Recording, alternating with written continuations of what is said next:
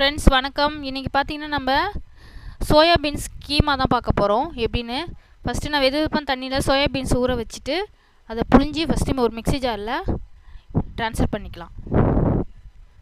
நல்லா புழிஞ்சி ட்ரான்ஸ்ஃபர் பண்ணிவிட்டு அதை நம்ம கொரகொரப்பாக அரைச்சி எடுத்துகிட்டு வந்துட்டோம். அப்புறம் இன்னொரு கடாயில் ஆயில் சேர்த்துட்டு நீங்கள் நெய்யுமே ஆட் பண்ணிக்கலாம். ஆப்ஷனல் தான். நான் நெய் எதுவும் சேர்க்கலை, ஏன்னா நெய் எங்கள் வீட்டில் ஃபேமிலிக்கு செட் ஆகாது, பிடிக்காது. அதனால் நான் ஆயில் மட்டும் சேர்த்துருக்கேன். அப்புறம் கொஞ்சம் ஜீரகம் ஆட் பண்ணியிருக்கோம். ஜீரகம் நல்லா பொரிஞ்சோன்னே வெட்டி வச்சுருக்கிற ஆனியன் சேர்க்குறோம். வெட்டி வச்சுருக்கிற ஆனியன் சேர்த்துட்டு ஆனியன் நல்லா கோல்டன் ப்ரௌன் வர வரைக்கும் நம்ம வதக்கி விட்டுறலாம். ஆனியன் போட்டோன்னே நீங்கள் பிஞ்ச் ஆஃப் சால்ட்டு சேர்த்து பண்ணிங்கன்னா நீங்கள் சீக்கிரமாகவே அது வதங்கிடும். ஆனியன் நல்லா வதக்கிட்டு நல்லா சிம்லேயே வச்சு வதக்குங்க.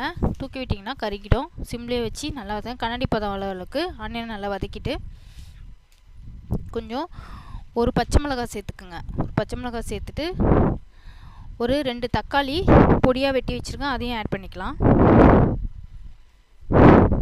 அதையும் ஆட் பண்ணிவிட்டு நல்லா வதக்கி விட்டுருங்க.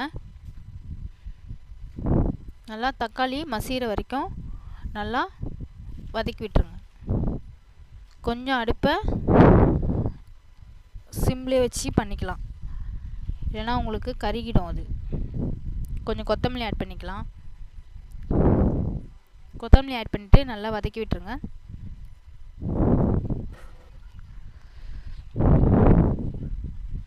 ஒரு 5 மினிட்ஸ் கைப்படாமல் நல்லா வதக்கி விட்டுருங்க. அதுக்கப்புறம் நறுக்கி வச்ச பீன்ஸ் ஆட் பண்ணிக்கோங்க.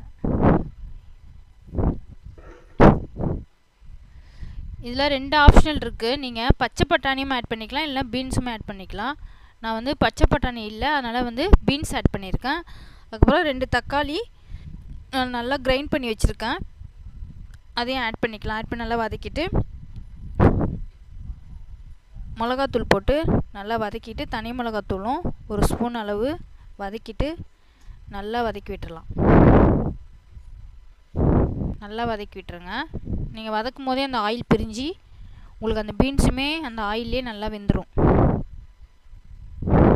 பார்த்தாலே தெரியும் ஆயில் பிரிஞ்சு வர்றது.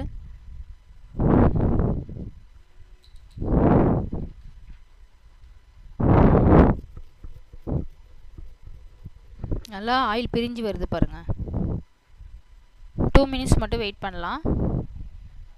இந்த பீன்ஸ் ஒரு 2